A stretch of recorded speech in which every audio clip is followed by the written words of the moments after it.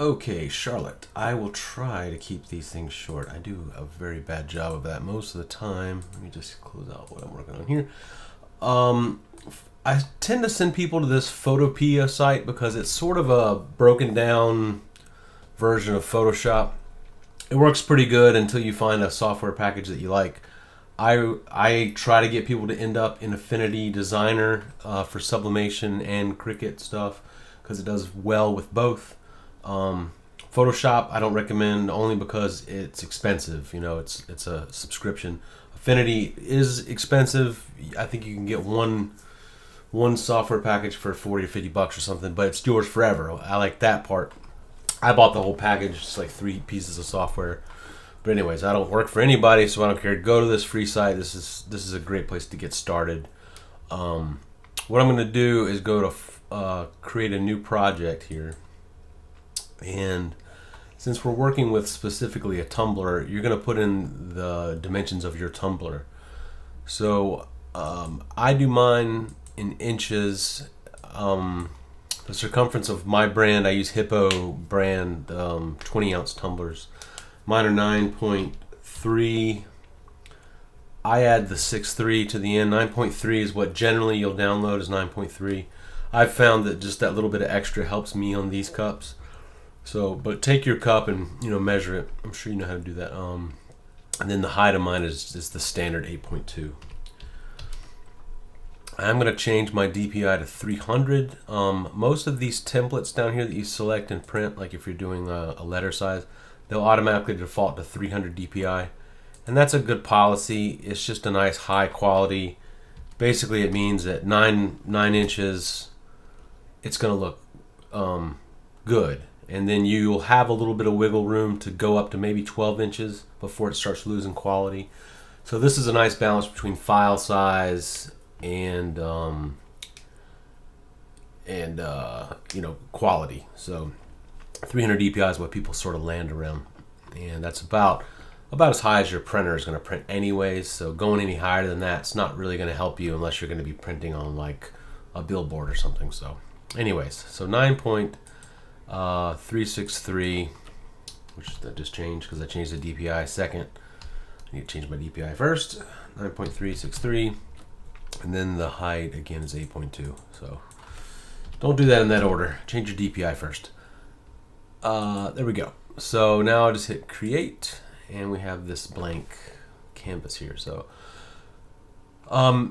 you could make a black background and start. I'm going to go and edit and paste. I had copied that image that you had posted just as a reference, so I can look at it while I'm working in here.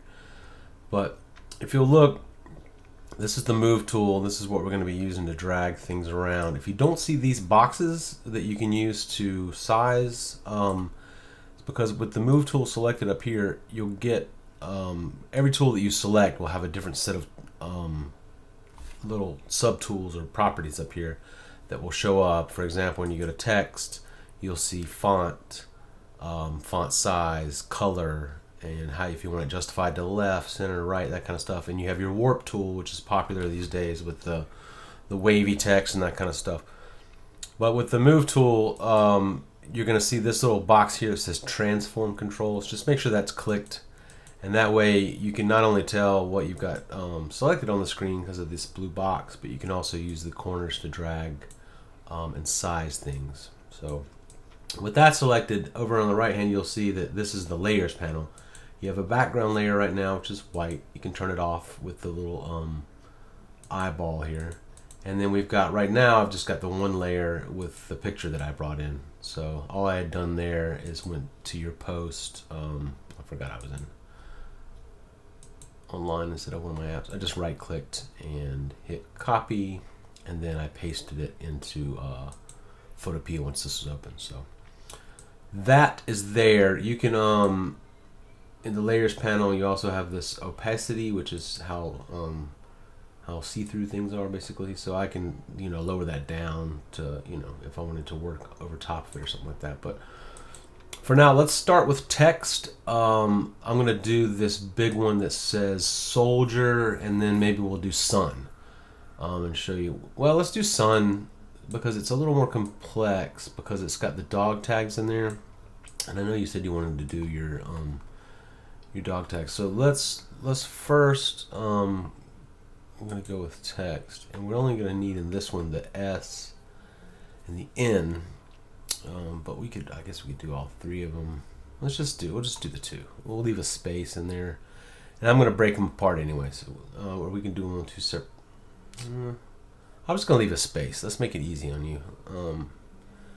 So over here we have the text tool. Now I'm gonna go. I've got a font that I've loaded called Varsity, which is pretty close to this kind of blocky letter. Varsity Team, it's called. So in order to do that, what you would do is go to DaFont. I don't know if you've loaded your own fonts before, but I go to a website called DaFont, and you'll search for, in the right upper right hand corner, you can do something like, you might not like this font, but search for one that's like block letters, but like this Varsity Team is the one that I've got, and you would just click download, and when it opens up you double click on, I tend to go with open type fonts over the true type. They're basically the same thing, except the open type will contain a lot of times glyphs. It'll have little extra special characters. If you see a lot of those designs where they got the pretty scrolly things at the end of the Y or at the beginning of a word, it'll have those included, whereas the true type will not. But if they only have true type, then do that. You just double click on it and you'll get this little dialog, and you'll install it. I've already got this one, so it's probably, well, I don't have the bold one, so it let me install it. So that's now on my computer to use in any software that I want to, including Photopea, with one caveat. When you go to the text tool, this big T here, you'll see that our little thing showed up here. The first one is your font. So you need to click this box for local fonts. If you don't, you'll have a bunch of fonts already built in. If I clear this, you'll see all of these fonts come with Photopea. But if you want to use your local fonts on your computer, just click this. You're probably going to get a little pop-up that says, hey, is it okay if we access your fonts? Just say yes. This is a very trusted site. It's been around for years and years. They are launching a vector one too, which is another story, but very, very, very good site and trusted. There might be some other pop-ups when it'll say, can we save to your computer? Can we load your image? And that kind of thing. It should ask just the one time, and the next time you pull this site up, it won't do it. So it's just a little security thing. So I'm gonna go with the Varsity Team. If I spell it correctly, it will show up. And then you can also, to the left here, if there's a font you like, you can click this little star, and then later on, if I want to find that font again, I can click the star at the top, and it'll just show me the ones that I have marked. I'm getting an ad. Let me mute this site. There we go. Yeah, sometimes I guess you get ads on here, but you know, for a free Photoshop, it's the least you can do. So I've selected my font. I've got it set to bold. Now 24 pixels is small.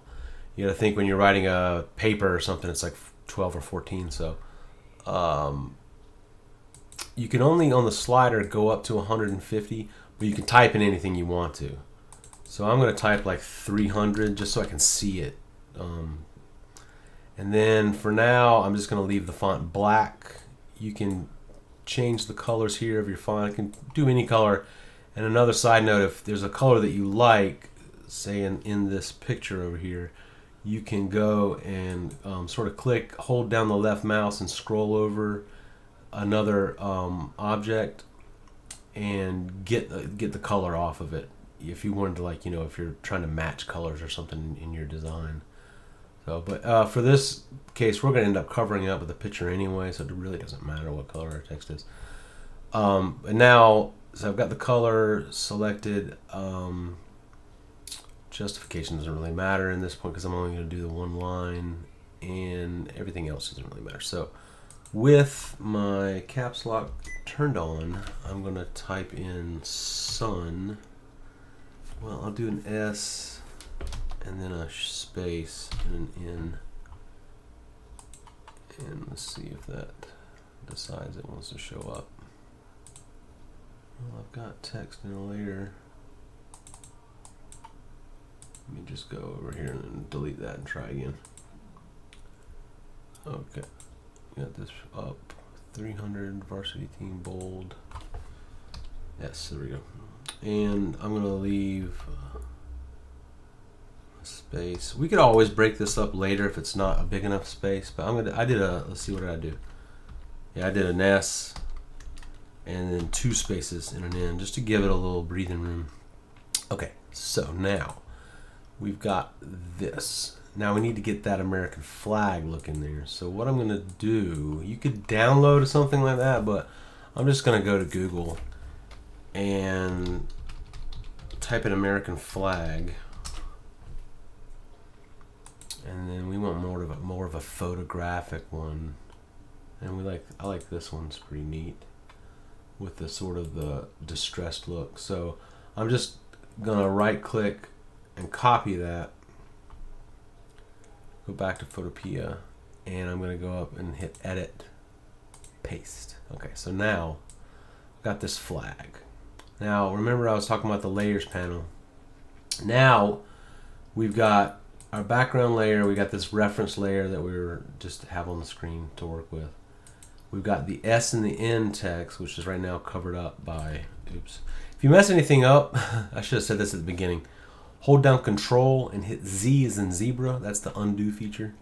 Alternatively, you can go up to edit, undo, or step backwards, that kind of thing. So if you mess something up, and what I did there is I accidentally grabbed the text and tried to spin it. But anyways, and then the last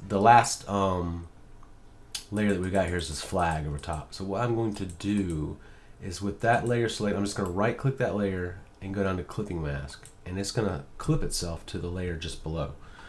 So I'm going to zoom in a little bit with the, I'm going to hold down the Alt key and roll my Control key. Sometimes it's the Alt key, I swear, and sometimes it's the Control key. This program, I think they change their mind every day. See, now I have to do the Alt key. So Alt key is, I think what it is that the problem is with this particular app is that you're in a browser and you're in this app, and so sometimes it's like you're controlling the browser and sometimes you're controlling the software. So there's a little workarounds. You can't always hit Control Z. If you've clicked anywhere out here, the Control Z is going to tell Chrome to undo, whereas when I click in here, I'm telling Photopea to undo. So just be patient with it, and remember Control Z undo or edit undo, and you'll usually get out of any trouble that you've gotten yourself into. So again, I can go Control Z and undo that clip. So we've right clicked and pasted this image in here. If it's not on the layer that you want it to be just above your text, you could drag these around just simply by like you're shuffling a deck. Just sort of drag it, and you'll see that the sort of there's a little black area that shows up in between the layers. Like, okay, you're gonna stack it there. So just sort of move them around until you get. Right now, this to be on the top layer with the text just below it. I'm gonna right click and clipping mask. Okay, so now I want to select that picture, and I can move it around, and see how I've gone too far here. I can frame it to where I've got the stars where I want them. And if you need to make this bigger, you can just make the image bigger. If you want more of the, less of, you don't want any. In the way this is in the reference up here, there's only stars and blue in the S, and then there's some stripes here. So we'd still need to probably move it like that, sort of. Is a little closer to what we've got up here. We're just making our own decisions here. So, and it looks like in that layer. So what I'm going to do now, I don't want to affect that picture. I want to affect the letters, and what I'm going to do is I want to make this border here. You see how there's like a little border around there. So I'm going to go to layer style. So layer style, and stroke. That's like an outline.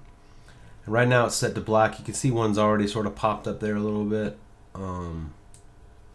You can make it as big or as little as you want to. We can make it like that one looks like it's kind of like a white one. maybe a little bit of red to it or something like that. Mostly white. And it's going to be hard to see on here, but what I'll do is, I'll just make it full on white. What I'll do is, since this is mostly a black image, I'm going to click over here. This is your shape tool. You have a rectangle.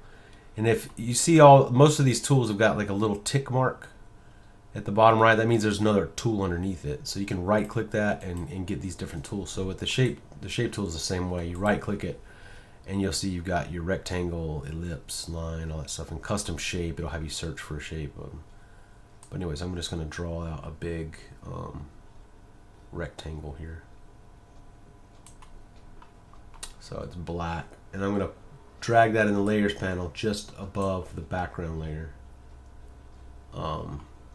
So there. Okay. Now, with my word selected, well, I grab the image. I'm going to have to, what you'll do, I'm going to take, since I've got those about where I want them, I'm going to, with this layer selected, I'm going to hold down the shift key and click on the layer below it, and then down at the bottom I'm going to make these into a folder so that they sort of stick together.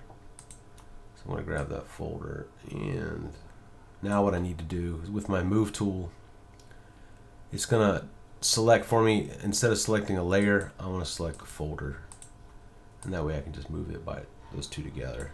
There's other ways to do it. You can click on the two layers together, like you click on one and hold shift and click the other, and then they'll move together. It's just you have to do that every single time. It's a pain in the butt. Okay, so this square is going to get on my nerves. What I'm going to do with this square for now is, with that layer selected, I know this is a lot, and I'm sorry. You can break this down and watch it again. I don't know. I jump around a lot, and I apologize for that. I'm trying to get better at this sort of thing, but so I've made a rectangle here, and sometimes when I'm working in that area, it gets selected by accident because we have auto select on. You can either turn auto select off, and then you'll have to only select things by clicking on it in the layers panel, or what I'm going to do just for now is, with that rectangle I just made selected, I'm going to go up just above. There's a padlock. I'm just going to lock it. So now I can't click on it anymore. And I've selected my text by accident. So what I'm going to do now is I'll go back to click on the layer effect. Click the little arrow. Double click on the stroke and just edit that. I just need to make it a little bit bigger. See how we can see.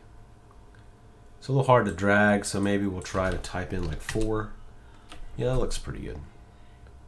So now you can see that there's just a little bit of a white stroke around there that kind of makes this stand out a little bit from the background, especially since we've got these dark colors of the flag there.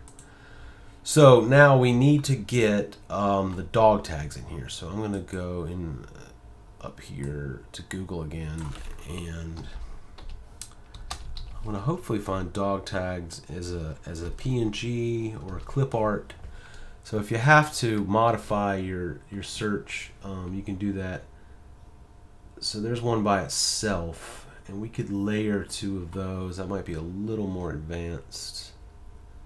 Let me see if we've got anything that looks. There's one. I'm trying to find one. Okay. These 2 are on the chain. Let me go back to Photopea and look and see our reference image. Yeah, they're hanging off. It looks like they sort of cut them off a little bit. So let's go back. This one could work. These 2 could work. Let's try this one. I'm going to right click this image and copy it. We'll go into Photopea and we'll go to edit and we'll paste it. It probably showed up, yeah, somewhere up here. So now this image is gigantic. But what we'll do is the same as if it was small.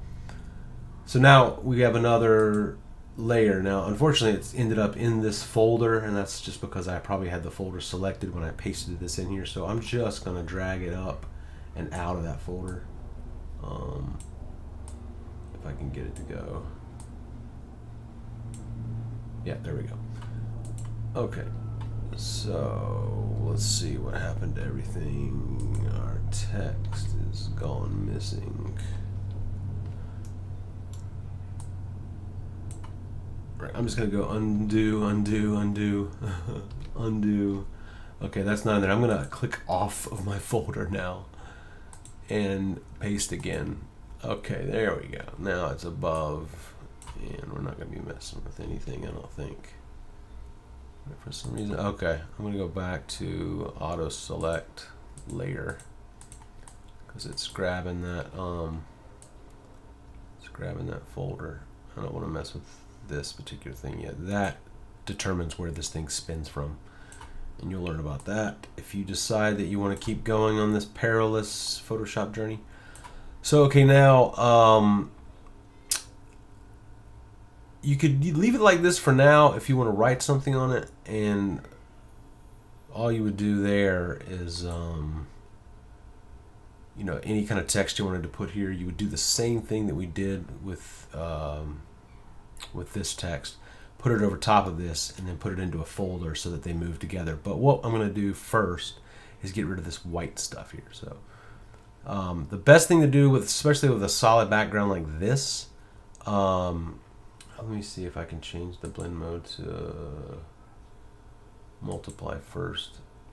No, it's not going to work. Okay, so what I'll do is I'll take the magic wand here. This is a tool for selecting things. So generally all it really does is you tell it, okay, I want to select a part of this area, and it tries to do a good job of selecting everything. There's a couple of controls up here, like again, when you get the tool selected, there's some other stuff up here that goes. So the tolerance is what you're mainly, you can try select subject, and it does work sometimes, and it probably will work with this one. Let's see. Because, yeah, it did a pretty good job. It didn't get the chain, so that's a problem. So if we want to get the chain, the tolerance is basically how much do you want to grab? Like how easy am I going to be on this image? If you set a very high tolerance, it's going to grab everything if it's even close to that color.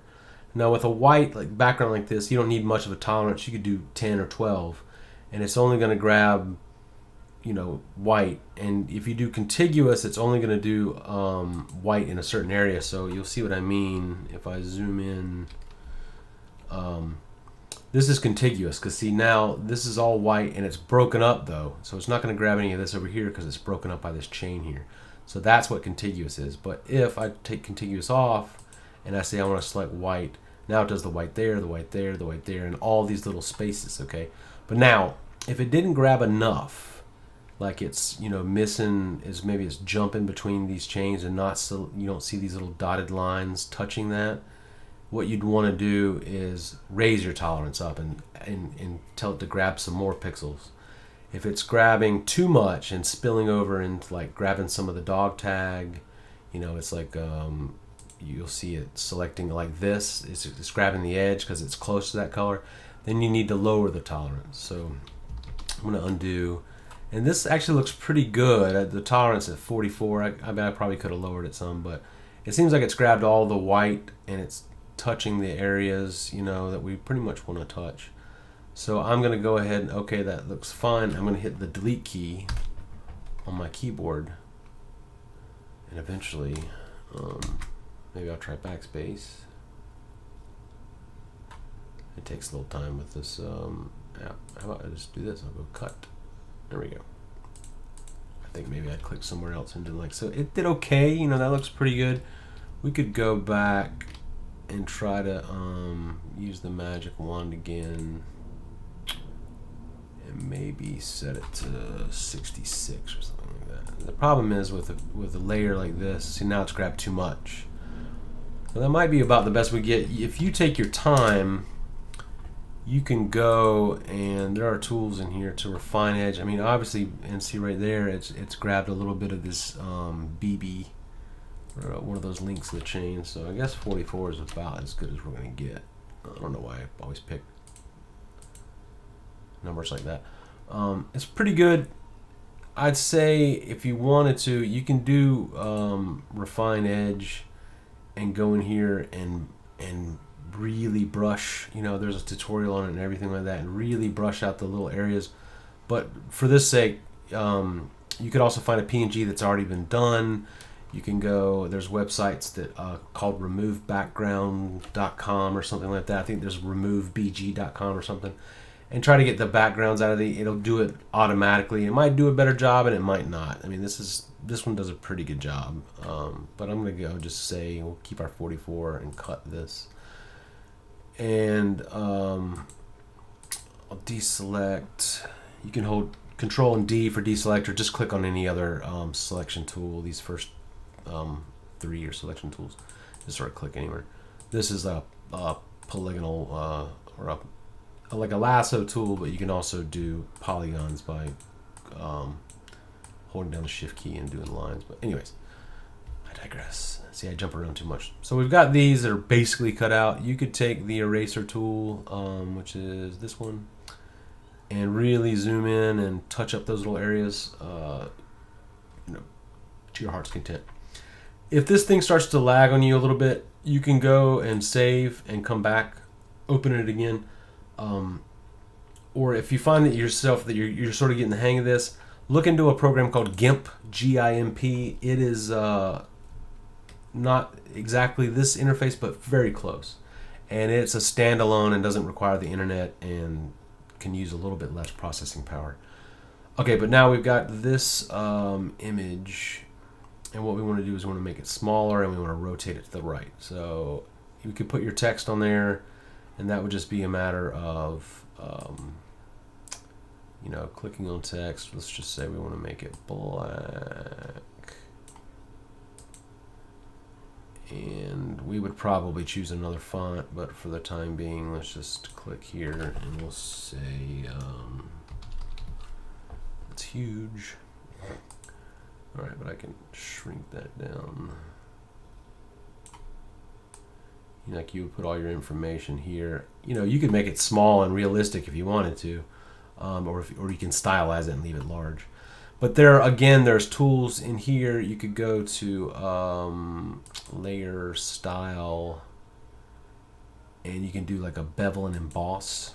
And you see how it gave me, like, if you can see that on my screen, it gave me like a little bit of a emboss look. But that's up. You could go down, and it'll give it a little bit more of like that stamped look. You can do an embossing, make it look 3D, stroke emboss, inner bevel, and you can change the depth a little bit. I don't know. There's ways to play around with this stuff. You can go chisel hard. It looks like that one's kind of maybe not the one that we want. Chisel down, chisel hard, maybe make the depth a little bit. I don't know. There's a way to get like that stamped look. I'm thinking looks like it's going up and not down. Maybe I would do one inner bevel. And then there's a stroke emboss and all kinds of stuff. So maybe, anyways, you'll have to play with that. I mean, once you zoom out, you'll sort of see that there's a little bit of a difference there. And probably need a different color, like a gray rather than a stark black. But regardless, what we're going to do is I'm going to take these two layers actually and right click them when they're selected together, and I'm going to merge them. So now it's part of that. I don't need to worry about them being grouped or anything like that. If I know that I'm done with that, then I can just merge the two together. And then so I rotated that by going to the edge of one of these corner squares, and it'll turn into this little tool, and you just click and drag.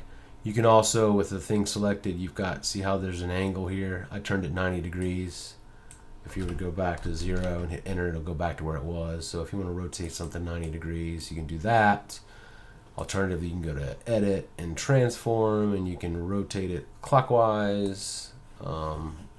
Rotate 90 degrees, flip it horizontally, which is a good way to mirror stuff for sublimation, that kind of stuff, or a whole image. But anyways, for now, I will rotate that 90 degrees. And it'll be -90 to go the other way, obviously. And then bring it sort of into place over here. And drag it into place-ish. Okay. And so probably what they've done with this design that was up here,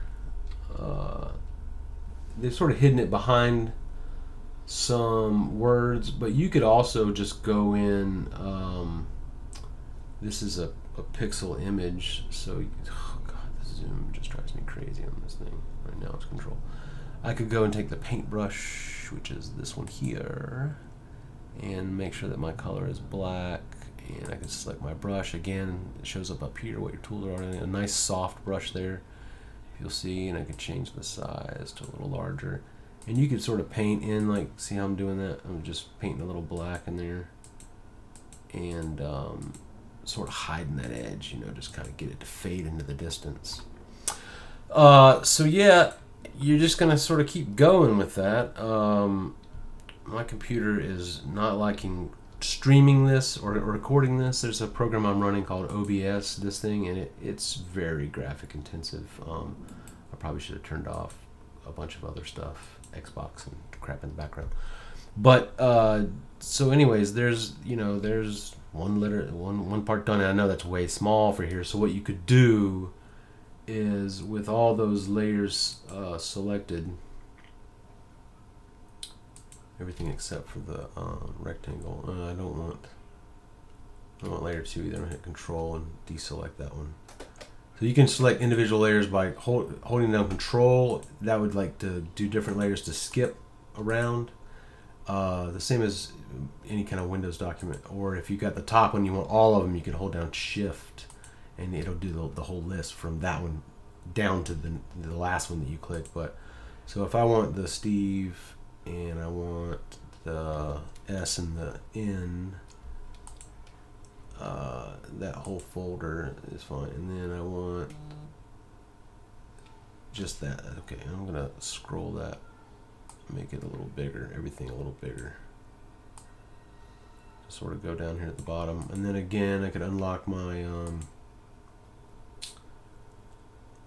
my rectangle here and start dragging that up, just to make, you know, a little more room for and that's, I'm gonna hold down the Shift key and drag these edges separately.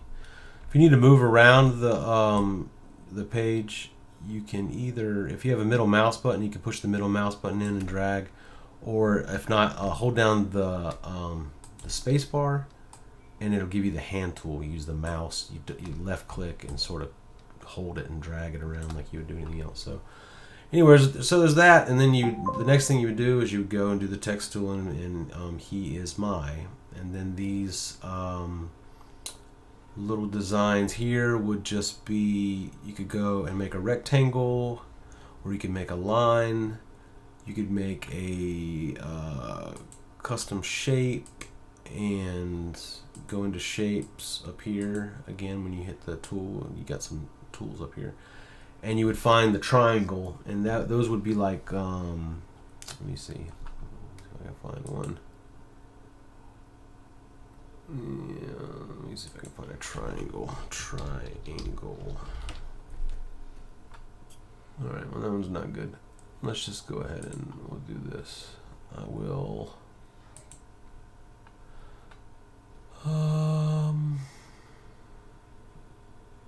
maybe the easiest way is the pen tool. Okay, so the pen tool is a fun little tool. And my computer again. I'm gonna click 3 points for a triangle. 1, 2, 3. And I'm going to go back. And when I go back to the original point, you see that circle showed up there? I'm going to click that. So I've closed that point. What I'm going to do is, I'm going to shape. I'm going to make sure that I make it, I'm just going to make it white for the time being, just because this, I know this is more of a tan. And honestly, what I would do with a lot of these, I would make them any color you want to, and then do the same thing with a clipping mask, because you can go to Google and say, like, I want a pan distressed overlay or something like that for Photoshop. And you can take something like one of these, you know, this pretty cool looking like tarnished texture, and copy that.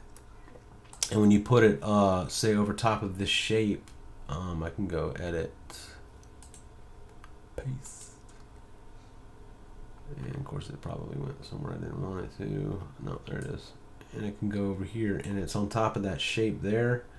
I can do the same thing and do a clipping mask. And then now that shape has got like that really cool texture on it. Instead of just being a color, you can get like a little bit of an effect on there, you know. It's the color you want and the you know, like a design, just a little, just to up it to sort of match this kind of pretty stuff down here. Because I mean, sometimes you want to clean something, but this looks more like, you know, it's cut out of like, you know, a poster. So that's pretty neat. Another thing we can do with these areas here when they're rough, you can either use the paintbrush to sort of give you some rough texture like that. You can download some rough textures, or you could even go to like your shape here, this big rectangle, and again, when you do want to do effects, you go to layer style, and we could do like a, looking for a blur, gradient overlay, no, drop shadow, no. No, I guess I need to go to filter. Let's try filter. That'll probably work. Filter. Yeah, there we go. Filter blur. It's been a while since I've been in here. And the Gaussian blur is the most popular blur there is. Okay, it's not editable, so I need to rasterize it. So that just means I'm turning it from a vector, which is just a series of, a rectangle is 4 dots. And then the computer knows to draw lines between those dots. We tell them if it's a circle, it's 4 dots with curves, and a rectangle is just 4 dots with lines. And so that's really good for Cricut and stuff, and that's what they call a vector, and you can scale it up to the size of the moon, and you'll never lose any quality. But when you want to do visual effects on stuff like this, you have to rasterize it. So rasterize it just means we're turning it from those from those dots and lines into pixels, which is just like any other photograph, little series of dots, pixels that make it up. So I'm going to rasterize it first. You could have made a copy of it to save it if you wanted to. You can right click things and duplicate them, and that way if you screw one layer up, you've got the backup copy. But I'm going to go to filter and blur, do a Gaussian blur, and you see how the edge has gotten fuzzy there. When I raise this radius up, it's getting even more blurry on the edges, around the edges. So we could get this sort of look, you know, if you wanted it to fade into the next image, you know what I mean? If we put a flag over top of this, the transition between this rectangle and, say, another background is going to be less harsh, you know what I mean? So we're already come up with a pretty good little design in here. So with those little lines that are on the either side of he is mine, that's kind of like the Top Gun effect, and you could do this with rectangles or whatever, but I'm going to take this one and sort of I'm gonna make it, squish it like this. So I'm going to hold down the shift key so that I can control the height without controlling the width, and then I'll try to move it around without, I have to zoom in. It wants to, wanting to grab those. It's wanting to grab those points. Control Z, help. Control Z, help. Control Z. There we go. All right. And my computer's really starting to bog down. But so this is where the duplicate's going to come in. I've got one shape there, and I do need to squash it some more. But again, my computer is going to be uphill. There we go. And now I'm going to go to that shape that I've got here. And you can label these. You can say text side arrows just by double clicking on a layer. And that way, if you can't see the little picture here, it'll give you an idea what it is, just to stay organized, that kind of thing. So I'm going to right click that and duplicate it. Duplicate that layer. And then what I can do is I can use my arrow keys and just drag, sort of tap until I get one to where I want it. You know what I mean? And so that's a copy. And if I wanted to put one more, say, above the other one, I'll select the original text arrows and right-click it again and duplicate, and I'll get another copy, and I'm going to raise out of there. Okay. And that looks terrible, but you can take your time. And then what I'll do is I'll take those 3 layers. I'm going to click the first one, hold down Shift, click the last one, so I select all 3 of those. I'm going to right-click those, and I'm going to merge them. So now I've just got this one layer that's got 3 shapes in there. So what I'm going to do now is right-click that, and I'm going to duplicate that one. And then I'll go to, I could either flip these with the 180 degrees, or I'm just gonna, here I'm gonna go to Edit, Transform, and I'm gonna some squirrels fighting outside, I think, and I'm gonna flip it horizontally, and then that way they're you saw that paint that went through there. And so sometimes if you run into a problem like that, like if there's something like from a layer above affecting something below or whatever, you just have to remember where they are in space on your layers. It literally is like a stack of papers. And since all these shapes don't have background, it's kind of like the old transparent overheads.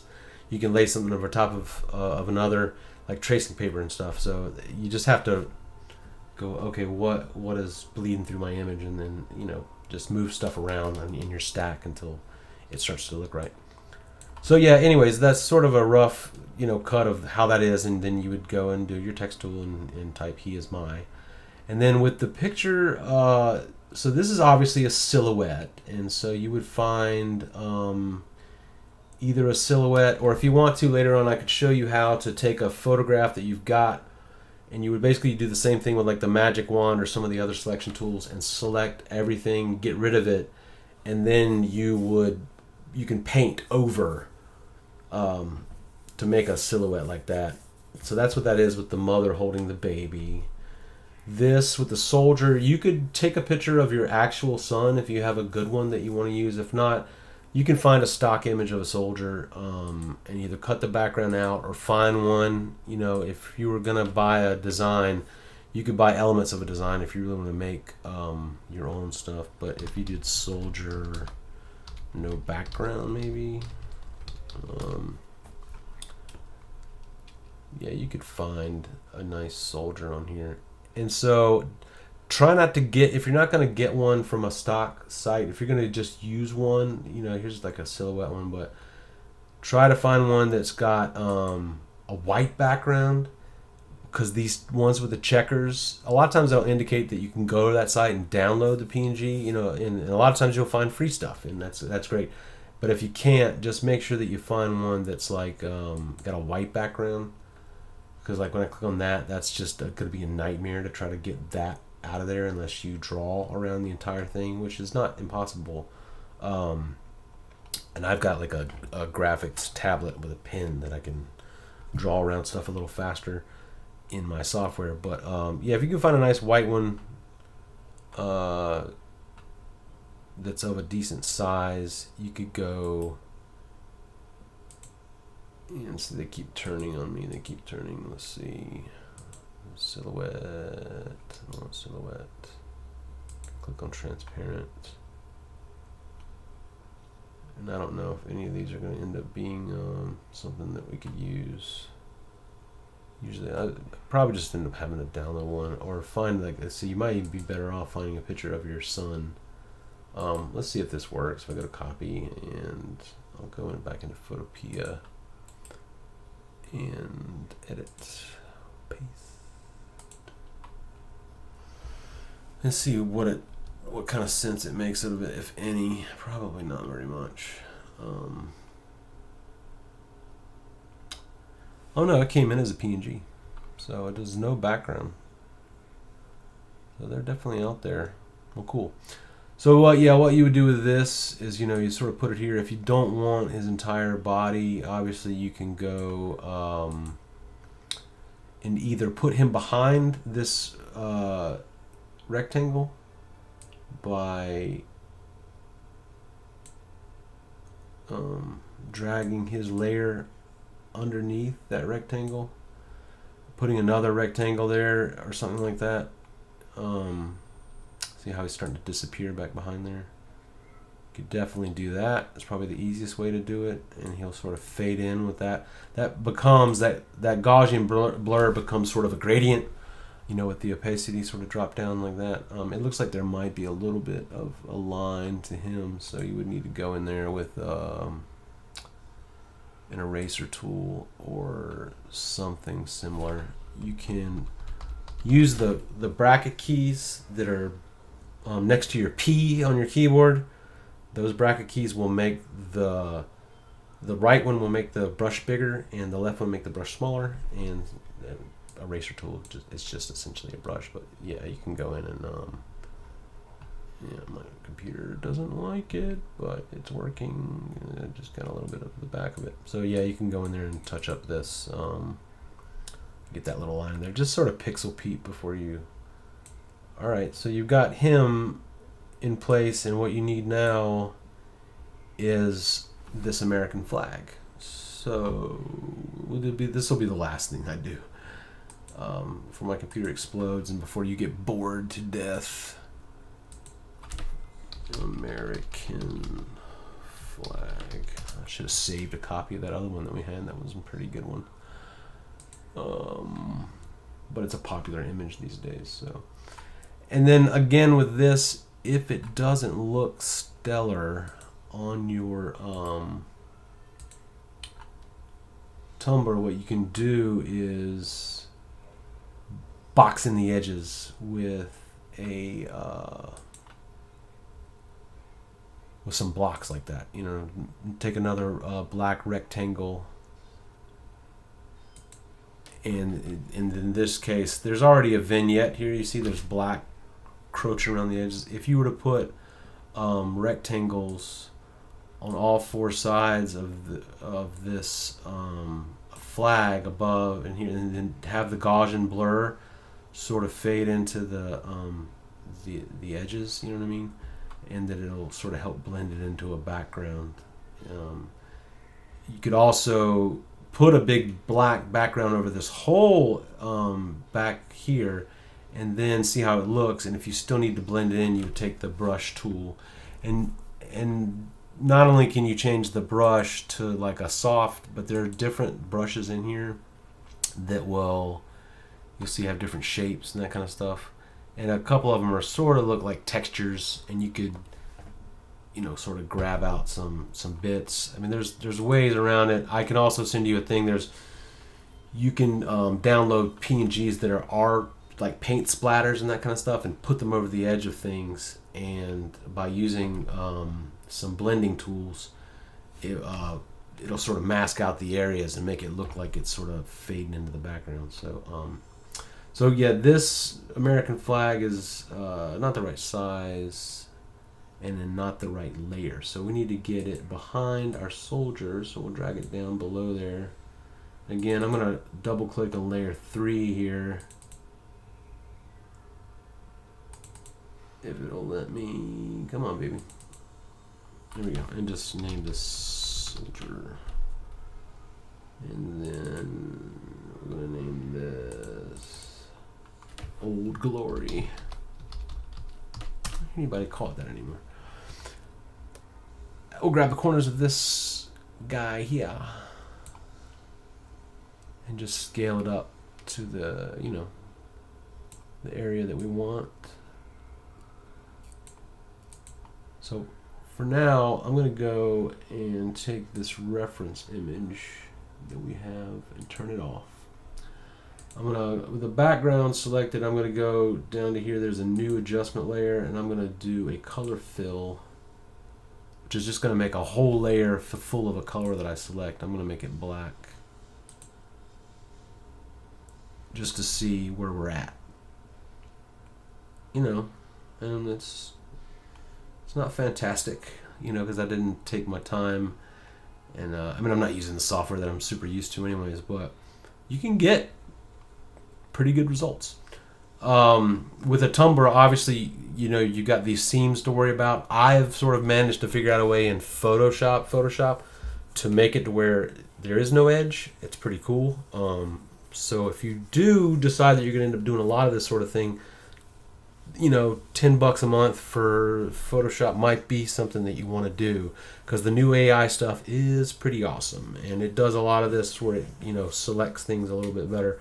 But essentially it involves, I'll take an image and then tell it to match the edges, and it just, the computer, just like AI, just fixes it. It just makes it to where it blends from one to the other, almost like a seamless pattern, and it's pretty rad. But anyways, that's what I got on this particular thing. It looks like, it's hard for me because I've been doing this stuff for a while, and it kind of comes naturally to me for some reason. But so I talk too fast, and I just assume that everybody can do what I can do, and not that it's some great magic trick or anything. It's just I've sort of learned one thing at a time, and I'm like, what does this tool do? And then I spend a couple of hours looking at YouTube videos and reading on what it does, and okay, check, I got that one. Okay, what does the next tool do?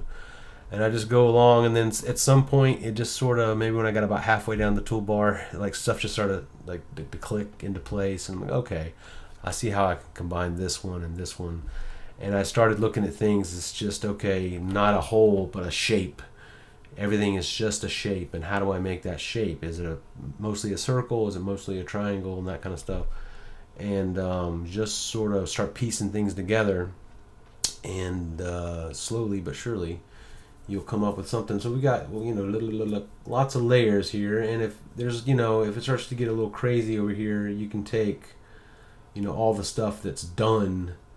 Like if the bottom half is done, you've got your soldier and your bottom shape to mask his legs, and this, you could just go and select all those and click the little folder icon and just double click on that folder and say the bottom half or the bottom quarter, whatever you want to call it, or you can say cotton because you can't spell, and then you could lock that with the padlock, and then that way all this stuff is done.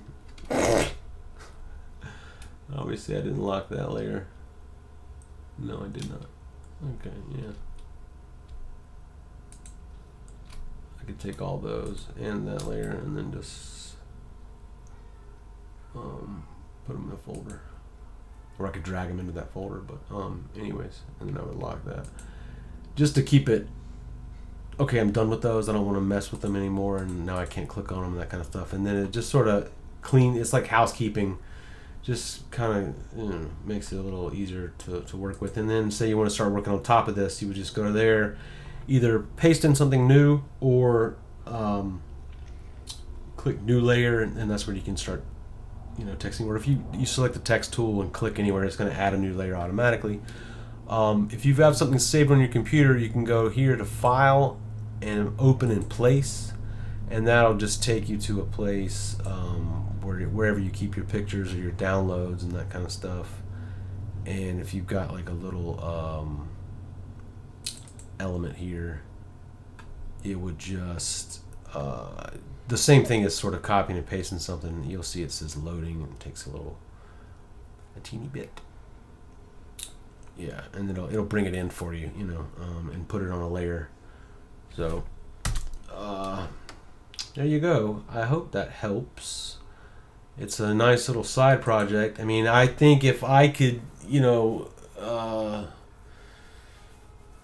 whip this out in a couple hours, you could, if you've got a couple days, to learn, it's just going to take you a little bit of time to get familiar with the tools, but it's not terrible. Like I said, once you click on a tool, it sort of gives you what you need up here to play with. And then, you sort of look for, if you don't know exactly what something does, just look that particular thing up. If you hover over it, it'll tell you the name of the tool. And just don't be afraid to go in here and screw with stuff, you know what I mean? Changing colors and, clone stamp is a really cool, powerful tool that sort of allows you to copy, from one spot and draw. It turns your brush into basically like a copy. It's like cloning it over there. So it's a good way to, to like erase somebody out of a background or that kind of thing. Little tools that you can use. But like I said, this is essentially Photoshop. So there are tutorials on Photopea, but anything that you really, especially basic stuff, you need to learn. If you find the Photoshop version of a tutorial, then you can go ahead and watch that because it's pretty much the same.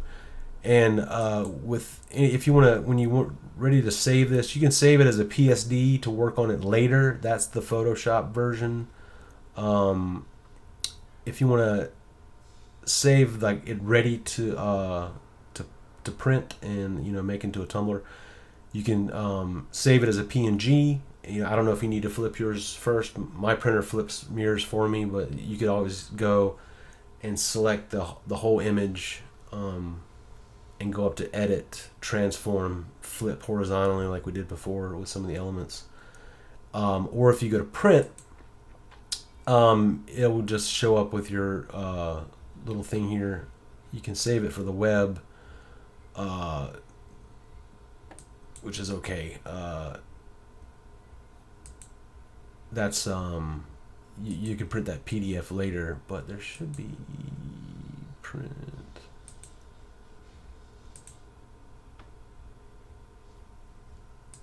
Yeah, it looks like it's only letting me do that right now. Sometimes I can print and sometimes I can't. Well, just save it as a PNG and then print it as you normally would. I'll work on that because I normally don't have a problem with it coming up with another print. Let me just double check here. Let's merge layers.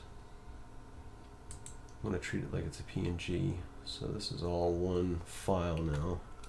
And I can go to my properties here with that layer selected. And this is properties, this little slidey bar here. And it's showing me that 9.36 by 8.2, so that's good. That's the size that I want, and I don't know why.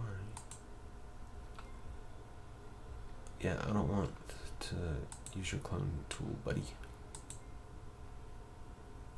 And I'm gonna try one more time to print. Yeah, I don't know. It's fine. I would just print with print it to a format. Like a PNG. It's really just saving it. Oh no, there we go. It's popping up. Ugh, why did it take so long to do that? For some reason, there it was for a second, and now it's gone. There was a little. Maybe I need to go back to PDF.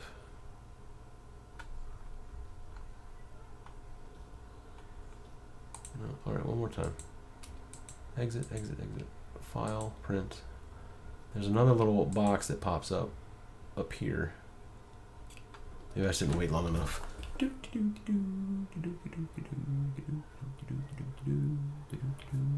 Yeah. It's coming. There it is. So now, here is another little print box. And you would just hit print. And then you bring up your normal stuff. And so I would send mine over to Sawgrass Print Manager. And it would mirror it when I got there. So anyways, everything else is the same as your normal printing process. If there's something that you like to print with better, just don't do Cricut, obviously, because the print and cut will not allow this size. But there's no reason to go and use like Google Docs or Word like some people do, unless you're just really, really comfortable with that. This prints fine and true to size. I've got a tutorial on just on my YouTube channel. I've got like a YouTube channel. I don't make anything public. I just keep everything on here to copy and paste. I've got all these tutorials on different stuff, and most of them are just videos like this, a conversation of me doing something like, hey, how do I do that? And then I'll say, so I got this one on resizing tumblers and Photopea and that kind of stuff. I do a lot of Photopea stuff. I'm normally working Affinity Designer or Inkscape or something like that, but teaching people how to do templates and that kind of thing. I just, like I said, I don't make them public just because they're not really relevant to most people. But when people need them, I'll just go in here and get a link, a shareable link, and send it to them. So if there's anything that you need, I might already have it in here. I've got a bunch of stuff on text and warping and that kind of thing. But I think that kind of closes out what you needed for this to get you started. If you want to, worst case scenario, let me know, and I could send you a file that's just pretty much done, except for like you need to change the name or move some stuff around or something like that. Let me know. I don't always have a ton of time like I do today, but sometimes I'm babysitting my laser. When I'm cutting, I'm not supposed to leave. I gotta be nearby with a fire extinguisher and crap. So if I don't have anything else going on, I'm just sitting here and I've got time to play with other people's designs. Otherwise, I've got to do the ones that pay the bills. But good luck, and again, if you're green, you're mean. I don't know. I was the chair force, but I have a lot of respect for the Army. And my brother was a SEAL. My grandfather was Army. My dad was Army. We live at by Camp Lejeune now, so all of our neighbors are Marines mostly. My wife works at the Naval Hospital on Camp Lejeune, so yeah, we love our military folks still. Still talk to my old squadron a lot, but anyways, just hoping he gets home safe and you have a great one. Hopefully this didn't put you to sleep. It's an hour long.